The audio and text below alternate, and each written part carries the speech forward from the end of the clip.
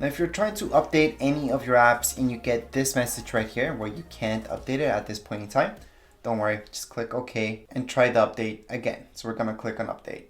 If that's not working, if it keeps glitching out for some reason, just make sure the app itself is fully closed. And how do you know if it's fully closed? Well, down here, you can see Safari, for example, has this dot underneath it. That means it's actually opened. And all these other apps don't have that dot underneath them. That means they're fully closed. So just to close an app for sure, just press Command Q.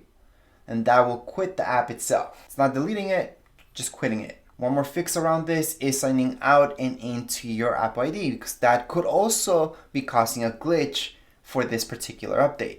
To do that, on the top left-hand corner, you're gonna see Store. And from there, you can just sign out of your App ID and then sign back in order to update anything if you're still having that glitch. And yes, of course, some glitches have to fix on the server end, so they might not be ready to be installed on your computer. So just wait or just restart your Mac. Anyways, that would be it for this video. If you guys have any comments, questions, you guys can write down here in the comments area. Don't forget to subscribe and rate. Thank you.